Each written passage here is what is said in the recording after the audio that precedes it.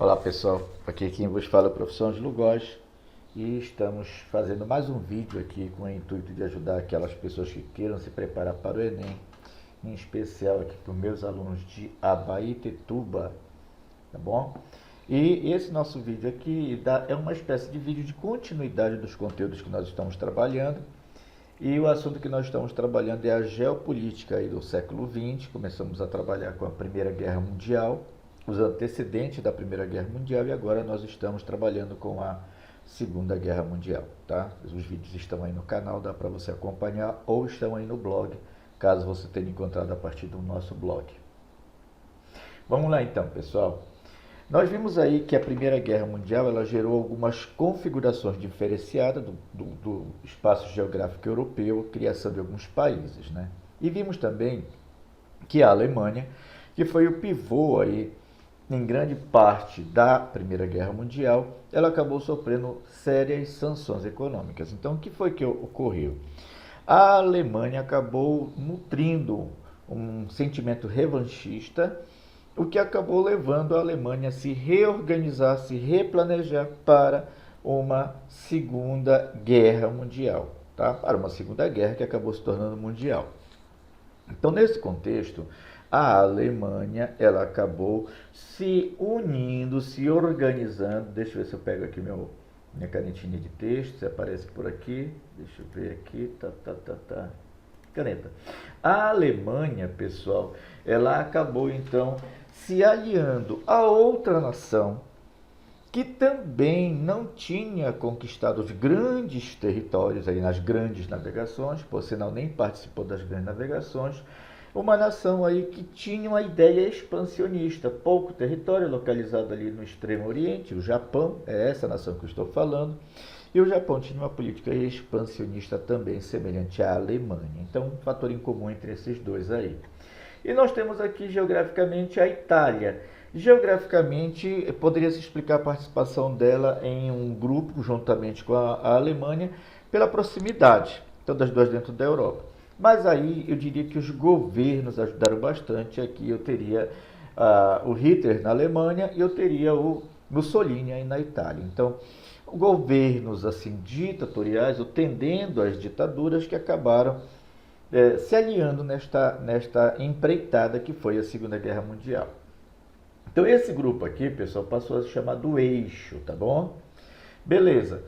Vamos dizer assim, a gente pode dizer assim que o eixo foi o mal, né? Podemos comparar assim, o eixo seria o lado de lá, o lado dos caras que perderam a guerra.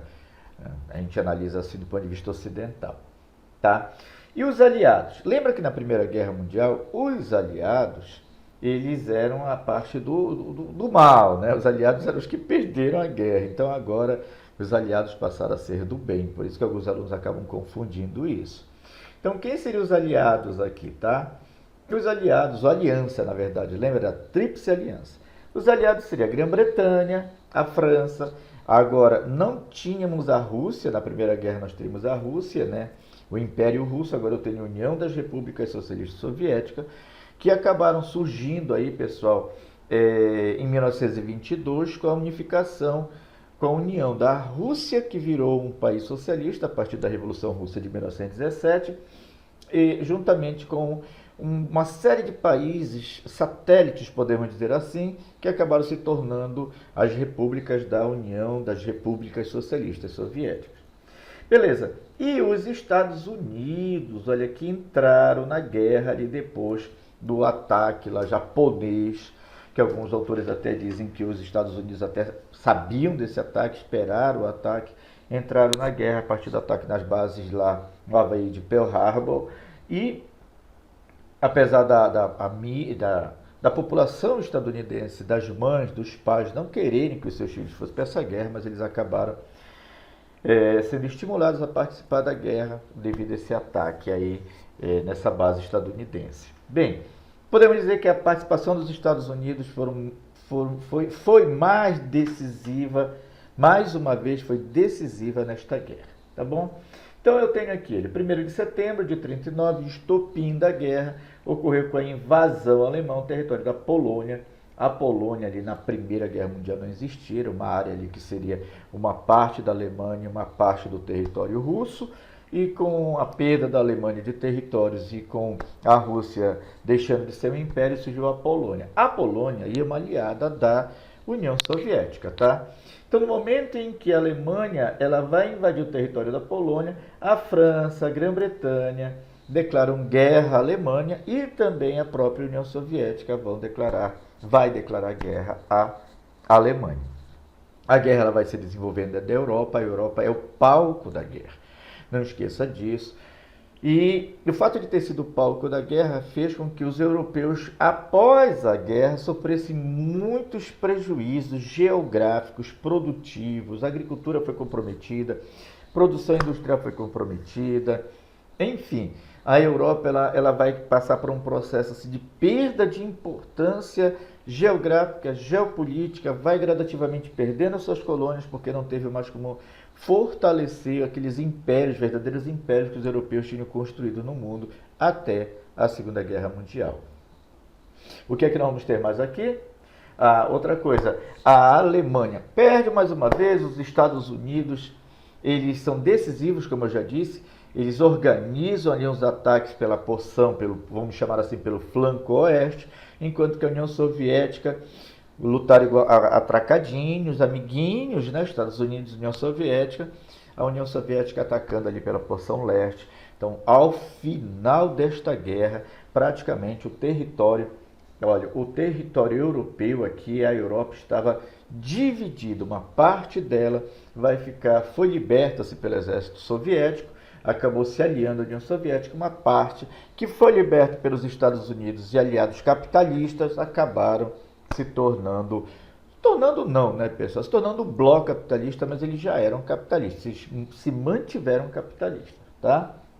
Então, o que eu tenho aqui? É importante destacar que após a guerra, na Conferência de Potsdam, isso é mais para a história, né, pessoal?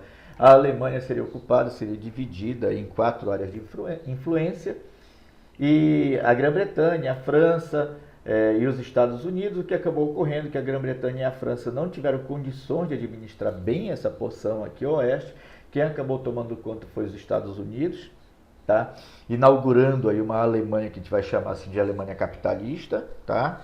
A República Democrática Alemã, não, a República Federativa Alemã, a democrática não tinha nada de democrática, que era a porção em que a União Soviética ela ficou responsável de administrar. Com isso, nós vamos ter 4 áreas de influência, que dessas 4, a Grã-Bretanha e a França não conseguiram administrar bacana, passou por os Estados Unidos, virou uma então, a Alemanha capitalista, e a outra área de influência soviética, a Alemanha socialista ou comunista, tá bom? Então, nós temos isso escrito bem aqui.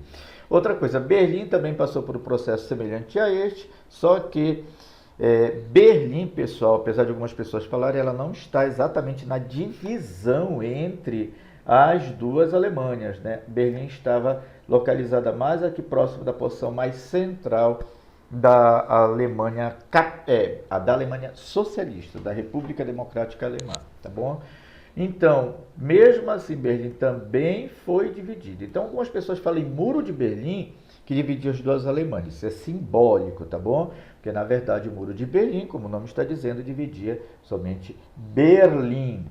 Bem, pessoal, as duas Alemanhas acabaram sendo reconstituídas, reunidas após 1989, que marcou a queda do Muro de Berlim, e gradativamente, politicamente, eles se articularam e voltaram a ser somente uma Alemanha. A Alemanha hoje, que é uma potência política, uma potência social, uma potência econômica dentro do contexto europeu, tá bom? Vamos dar uma olhadinha aqui no mapa. Então, o que é que nós vamos ter na Europa após a Segunda Guerra Mundial? Nós vamos ter aqui uma porção da Europa, pessoal, que ela vai constituir-se naquela área que a gente pode chamar assim de uma área socialista, tá? Uma área socialista. Esta linha que eu fiz aqui seria mais ou menos a área da cortina de ferro.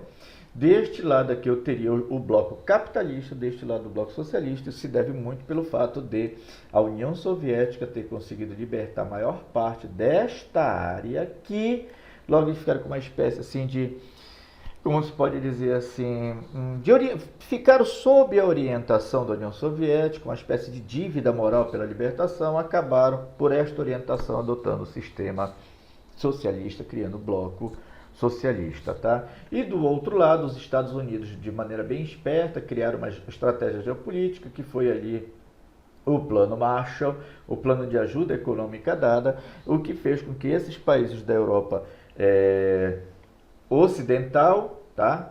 Essa porção oeste da Europa, eles continuassem sendo capitalistas. Eles não adotaram, eles continuaram sendo capitalistas, tá bom? Então isso é muito importante, né? E mais um pouquinho depois da guerra, acabou em um discurso ali dos Estados Unidos, a doutrina Truman, um discurso agressivo falando mal da União Soviética. Pouco tempo depois, a própria União Soviética também vai fazer um discurso bem agressivo falando mal dos Estados Unidos. Desta maneira, rompe-se essa aliança que tinha sido feita ali durante a Segunda Guerra Mundial, e essas duas nações passam a se tornar arqui-inimigas, uma representando o bloco capitalista, sendo o polo, e a outra sendo o polo do bloco socialista, os Estados Unidos e a União Soviética, consequentemente. E a partir daí surge o mundo bipolar, pessoal. Beleza? Seriam os pontos principais que eu teria chamado a atenção do mundo bipolar. Nós temos aqui algumas condições que a gente vai discutir em um outro vídeo, não tem demorado, serão características específicas. Eu acho que vou trabalhar umas 8 ou 9 características específicas, tipo assim, o que foi o Plano Marshall, o Pacto de Varsóvia, Comecon, né, o TIAR, enfim, eu vou pegar uns 8 a 10 pontos e discutir bem brevemente, serão características deste mundo bipolar. Tá bom? Obrigado pela atenção e até a próxima, pessoal.